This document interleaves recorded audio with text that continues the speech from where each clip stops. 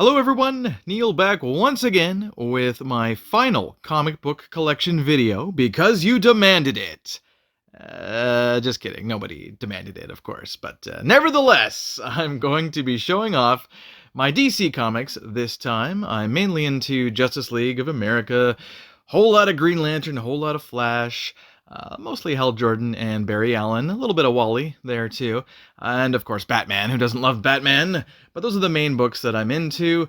And I won't be showing off the whole DC collection because showing off the entire thing would just take hours. It would be ridiculously long. I have so many singles and so many paperbacks and hardcovers too, like The Return of Barry Allen and Infinite Crisis, The Final Crisis, 0 Hour, The Crisis in Time. What else do I have? Kingdom Come. I've got all these Batman books, Robin books. Just too many really to get into. But I will show off some of the autographed paperbacks, though, that I do have from George Perez and Neil Adams, the two late great artists. Let's focus on what's on the screen, and what we have right away is obviously a reprint of Detective Comics number 27, which is the Millennium Edition, and I don't remember when I got this, what year that this was reissued, but it was probably about 20 years ago, 25 years ago. And of course, this issue is, the original issue from 1939 is the first appearance of Batman by Bob Kane and Bill Finger. And I really love the fact that I get to read this story without paying $1 million. Alright, so I won't be showing off too many reissues here. I don't have many reissues in DC, certainly not as many as I do in the Marvel world, but this Detective Comics number 374 from 1968 is an original Detective Comics book. I believe I got this from my friend Tim McDonald, who's a big Tim Drake Robin fan. So thank you, Tim, for this book, and it's far from mint, of course, and the 12-cent logo there, that's been marked out with a marker or something, so somebody must have done that at the garage sale. I've got some more Silver Age goodness here. This original issue from 1975 is The Joker number 4, co-starring Green Arrow, and Dinah Lance is the woman that he's holding above his head there, and it's a wonderful cover. I just love 70s comics. Now, this comic I did get at the newsstand myself back in the spring of 1988, so Batman 422, featuring the bad boy Jason Todd as Robin, and he's kicking these criminals' ass like too much, and Batman's like, okay, whoa, hey, whoa, you're killing them, Robin, you're killing them, because, Jason Todd had so much anger, and that's why some fans didn't like him. Too much anger. Moving on to Batman 436 to 439, which is the Year 3 storyline, all about Dick Grayson, written by the great Marv Wolfman, and it really focuses on the origin of Robin and Nightwing, and it also is the first appearance of Tim Drake, who would be the next Robin coming up. There's issue 437, newsstand edition. I bought this myself at the Quickie next to the arcade. Pleasant Park in Ottawa, and 438, same thing, same deal. I got that one. So I had these two in the middle. I didn't have part 1 and part 4 until much later, and I got those in second printing, of course, so I didn't have the bookends of the story until much later here, but here's the final issue, 439, with Nightwing.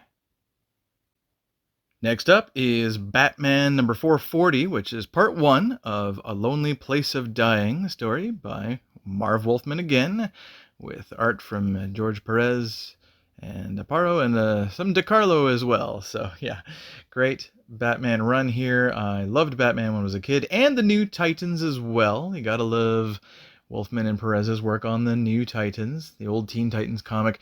This was the New Titans, of course, though. This is number 60. I love the black and white Batman and Robin in the top right corner there. That's really cool. And then Batman 441 is part 3, of course, with Two-Face, because Two-Face is a big part of being a villain here in this story. Batman's still dealing with the PTSD over the death in the family. So that was Jason Todd, of course.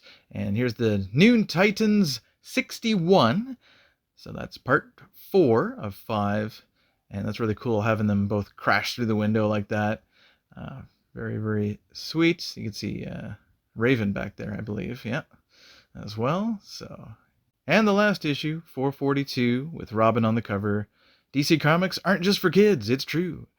Because this is just after the death of Jason Todd. So, Batman dealing with that PTSD and Nightwing doing his best to help him with that.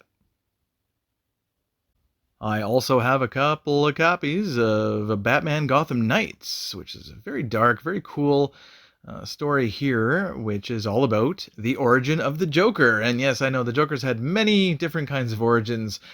He'll make up a bunch of different origins to mess with people. But 54 and then 55 are the two issues I have here. And very cool. I definitely dig the covers, especially this one here with Batman on the cover. So, of course, I have the original Watchmen series collected in a paperback. I have my own copy of that. But when they did the Before Watchmen several years ago, I thought, what the hell? I'm going to check them out. So I bought a bunch of number ones, and I'll show off a couple here. Silk Spectre and Dr. Manhattan. So why not? Some pretty impressive talent behind them for sure. So, I dig them. Moving on to Countdown to Infinite Crisis, the 80-page giant single issue here featuring the death of Blue Beetle, Ted Kord. And I do hope we hear something at least about Ted Kord in the new Blue Beetle movie. I hope that there's some kind of reference there, but who knows. Blue Beetle, he was sadly shot in the head by Max Lord. And so that's unfortunate, but they made the way for the new Blue Beetle, of course. I also have this DC Comics Presents Captain Atom 100-page spectacular one-shot. And yeah, it's pretty cool. I've always liked Captain Atom. I always thought he was a pretty cool character. He was the leader of Justice League Europe, which became Justice League International and all that stuff. And he was featured quite well in the Justice League Unlimited cartoon, taking on Superman. So back in 2012, when The Dark Knight Rises hit the theaters, they were given out this Batman Earth 1 special preview edition, written by Jeff Johns. So that was pretty cool. That was a really good idea. I love it when they pass out comic books for comic book movies, especially the Batman movies, like they did for The Batman, and this one as well, back in 2012, The Dark Knight Rises. And I have this Legion of Superheroes in the 31st Century book from Free Comic Book Day. I just thought I'd show it off, why the hell not? So I only have one Firestorm issue, and it's the Fury of Firestorm, the Nuclear Men from 2011. This is the New 52. It's number 1, of course, and pretty awesome stuff from Ethan Van Sciver and Gail Simone. Up and Atom, Captain Atom. Yeah, I always liked this character, and I've got the first 4 issues here from back in 87. And number 1 is pretty cool. It's all about this guy that was in the military, and he was experimented on, and then he became Captain Atom, who can absorb radiation, he can fly, he's super strong. He can go toe-to-toe with Superman and several other characters in the DC universe as well that have a lot of strength and speed. So he's quite a formidable guy, and it's a darn good thing that he's a good guy. But just like in the other issue I showed, he's pretty cool looking guy. I like the silver form better myself. So there's 1 to 4 for you. And then the last one, Missing in Action. Back to the Silver Age, and I have The Flash, number 221, back when comics were 20 cents, folks. Yeah, this was from 1973. It's one of the older comics that I have. That's not a reprint, of course. This is an original issue. And there's an extra Green Lantern solo story there as well. I also have The Flash 282, which is from 1980, and it's another Kaboom Comics pickup, where that's not actually The Flash beating on Green Lantern Hal Jordan there. Here's a post-crisis book from 87, The Flash, starring Wally West, this time as the new Flash since Barry Allen's sacrifice. Now, this book is a perfect introduction to The Flash, the origin retold and everything. So it's a big giant issue all about really all the Flashes up until that point. And The Brave and the Bold, which was a fun little series of 6 issues. I just wanted to show off issue 1 there, just because I'm a big fan of the old Silver Age Green Lantern and Flash, of course. And this cover as well I thought was cool, because it's Green Arrow at odds with the Flash, Barry Allen, of course, so awesome stuff. Action Comics number 589 from 1987. It's another John Byrne cover. I love the way he does Superman. Speaking of Superman, I have DC Comics Presents number 6. Can't see the number because of the glare there, but it's got Superman and Green Lantern on the cover. This is volume 16 of DC Comics Presents. And I got another DC Comics Presents number 1, Green Lantern. This is much later on, of course, but I love this cover. If you love the Silver Age like me, then you'll adore this giant Green Lantern, which sums up a lot of the great stories from the Silver Age. Green Lantern 76 was retitled Green Lantern Green Arrow, and this is the Millennium Edition reprint, of course. Such an iconic issue. Now, I got a ton of these Green Lantern Green Arrow books, but I'm just going to show off these two, and it's another great pickup from Kaboom Comics. Next up is an awesome cover and a great team-up of John Stewart and Oliver Queen in Green Lantern number 165. And another really cool cover of Hal Jordan threatening John Stewart on Green Lantern number 193. And you can tell that this was from the 80s because you got the superpowers on the back, which are awesome action figures. Love that line. Now, while the original book became Green Lantern Corps, they did restart Green Lantern at number 1 with Hal Jordan, John Stewart, and Guy Gardner. Green Lantern number 46 was a part of the Reign of the Superman story, where the evil cyborg Superman teamed up with Mongol to destroy Coast City, Hal Jordan's home city there that he was responsible for. And then Green Lantern 47 was a nice little team up again with Green Arrow. A nice little throwback, and I love the cover of this issue, of course. And now on to Emerald Twilight, which was really a three-parter, and this issue was the beginning of really Hal Jordan's PTSD over not being able to stop the destruction of Coast City, and how the Parallax entity got into him and made him evil. I don't know if that was the plan at the time. This may have been like a retcon thing that Ron Mars and everybody were doing back then. But still very cool story. I like this cover with Hal with all the rings. You know, he's gone nuts with power. He's gone mad with power.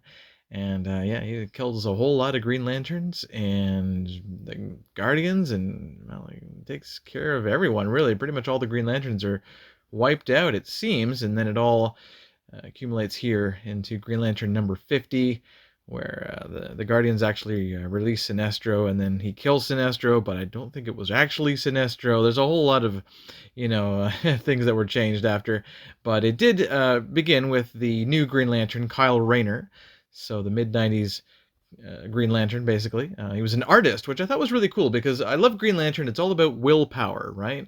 You know, that's why I love Green Lantern. It's all about the willpower, and the fact that they went with an artist who's so creative, you know, it just makes perfect sense for him to have a power ring.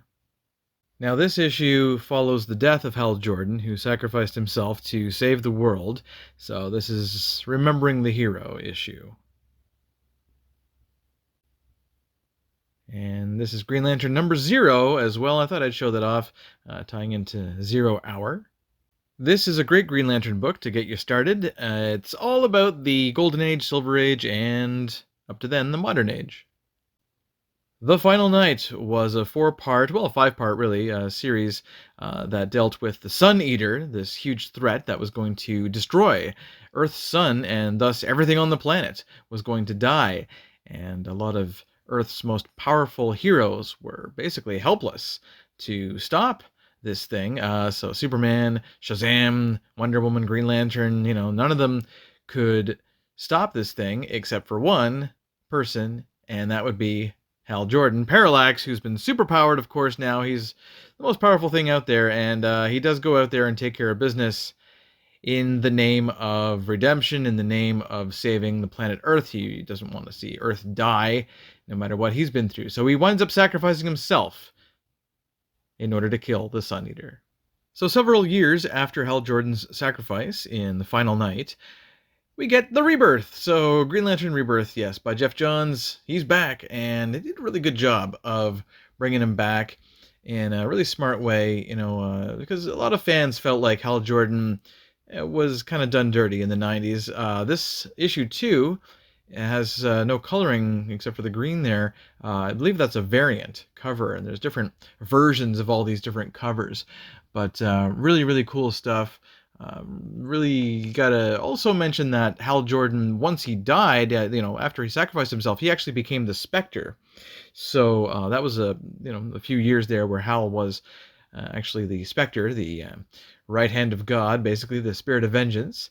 And naturally, there's going to be some guest appearances here from all of Hal Jordan's buddies, Oliver Queen, and certainly Sinestro makes an appearance here. Sinestro is the guy that first trained Hal Jordan, but later became an enemy of the Green Lantern Corps. But that's pretty awesome stuff here from Jeff Johns. This 6-issue story, was really happy to see them bring the whole gang back too as well. Guy Gardner was a Green Lantern again. It's great to see Kilowog back. And so on.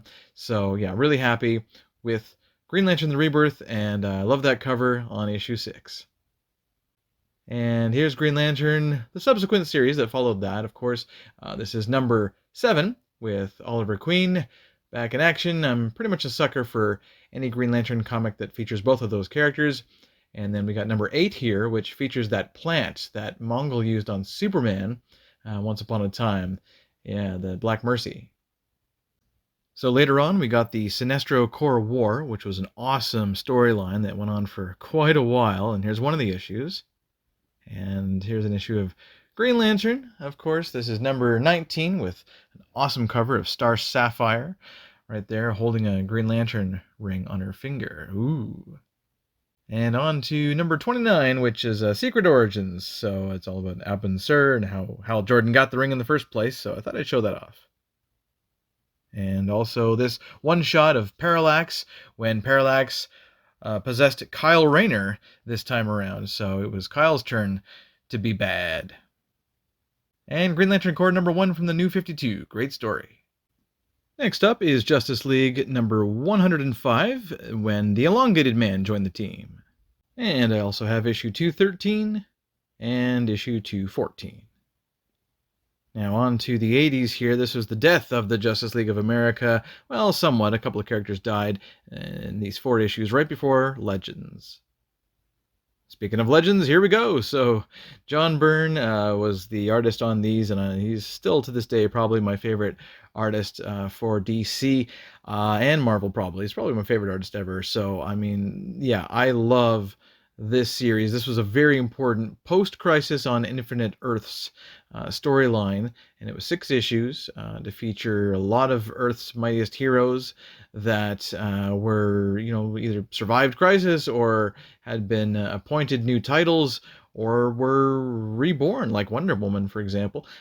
So it was all about, the public being brainwashed against superheroes by Godfrey there, as an agent for Darkseid. And Darkseid and the Phantom Stranger are having basically a chess battle for for the lives of humans and things like that.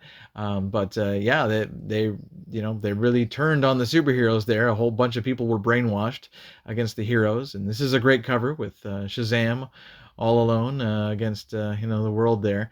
Yeah, pretty awesome stuff. And the final issue, yeah, that's my favorite cover right there. Personal favorite. This is the second printing, but I also still have my original newsstand copy from the 80s. So it's still alive. And so Legends would lead into Justice League number 1, which was a newly assembled team that was assembled basically at the end of Legends there, number 6. And yeah, I love this this stuff written by Keith Giffen. A lot of comedy, certainly, with Guy Gardner being like the class clown and everything, and coming at odds with Batman. And Dr. Fate didn't stay long. He wasn't there very long, but they picked up some other members later on. And then Justice League Europe number 1 was basically a spin-off of that too. So yet another Justice League team book, and this one was led by Captain Atom, and it had Wonder Woman very briefly, but great characters like Flash, Animal Man, Metamorpho, Power Girl, and Elongated Man. JLA, Justice League of America, Year 1, number 1. I've got all 12 of these issues to show off for you because it is such a great series written by Mark Waid. who's known for a lot of his work on The Flash and Kingdom Come and things like that. Great writer and a fantastic artwork here by Augustin and Kitson, and just so many cool stories involving the original Justice League of America. So this was the first formation, the retelling of that story, basically, with Hal Jordan, Green Lantern, The Flash, Barry Allen, Black Canary, Aquaman, and Martian Manhunter, Jean Jones. And if you see the price sticker there that I've left on for about 25 years now since I bought these, it still says Shoebox Heroes, which was a store in Richmond Hill, Ontario, not far from Toronto. And that's where I bought a ton of these books. And it's also where I started recollecting my Superpowers action figures as well. I remember buying Firestorm and Brainiac and I think Robin there too. But anyway, yeah, comics. I mean, it was all about the comics. So many great appearances from other Silver Age characters and teams like Doom Patrol. And if you haven't seen that TV show yet, you should definitely check that out. That's a pretty cool TV show. Brendan Fraser plays Robot Man. And yeah, so and there's some more Doom Patrol villains there. This character, this brain character amalgam thing, again, freaky stuff, right? But really great artwork, though. I just love these covers. Every single cover is so cool, which is why I wanted to show off the entire 12-issue series here. So number 7, and that's really cool with them smashing up this machine here. And then on to number 8 with Jean Jones exposed. Yeah, so big fan of Martian Manhunter. I don't really have a lot of his comics, but because I'm a big Justice League fan, I often read a lot of Jean Jones, the Martian Manhunter, his character. He was one of my father's favorite characters as well, growing up in the Silver Age. So this comic series would be right up my dad's alley too. He was a big Hal Jordan fan, Barry Allen fan, Batman, Superman, of course. But yeah, so and then all these Justice Society of America members here that are locked up. And you see Superman, yikes. But obviously they're freed, by the 5 and everything. And yeah, that's it. That's the last issue of Justice League Year 1, number 12. What a great series. On to Justice Society of America, number 1. And I'm going to show off a bunch of the first issues here from this wonderful series. I love all these old school golden age 40s characters, and the updated versions, a lot of these characters are really cool too. So there's a new Stargirl, Courtney, and of course there's also a new Starman here on issue 2. So obviously quite different from the original Starman. So yeah, I mean, it's a very, very interesting story. I also got Cyclone here. She was in the movie Black Adam, actually, which is a bit underrated, but hey, that's my opinion. But yeah, Cyclone followed by Wildcat, the original Ted Grant Wildcat, and then his son, which apparently he's like a real Wildcat. It's crazy. Justice Society of America, number 11. Just a really, really sweet cover. And another great cover with the 2 Supermen there and all the heroes around them, number 13. Very cool. And Justice Society of America, annual number 1 with Power Girl and all her buddies. And of course I also have Justice League of America books from about 2007, the late 2000s or so. So here's issue 0. Great, great cover. And issue number 1 features a whole lot of classic characters there. A couple of Green Lanterns. You got Red Arrow in there, Black Canary. So yeah, awesome characters. Yeah, pretty sweet lineup here on number 7 as well. I just really like the artwork on this cover. And some gorgeous artwork here on issue number 12 as well. There may be a longer version of this that's like a poster out there. I'm pretty sure I've seen that in comic shops. And this one is number 25, which was the last issue that I purchased. And there's also the wedding issue, of course, as well. The wedding special here between Green Arrow and Black Canary. And on to Crisis on Infinite Earths. This paperback, I'm only showing it off for one reason. I have so many paperbacks, I'm not going to show them all, but just a few that I wanted to show off. And the reason is because, of course, I have a very special autograph right there, and that is Mr. George Perez signing above Pariah.